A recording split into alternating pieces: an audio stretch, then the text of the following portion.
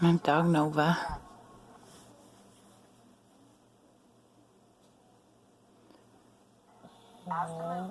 She's snoring to fairy frequency reading Ekinar. To the edges of all creation and again upon it.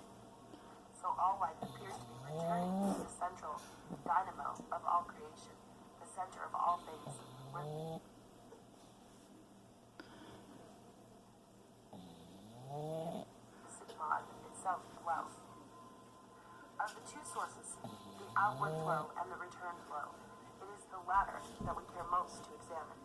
The reason for this is that we are dependent upon the centrifugal flow for the return.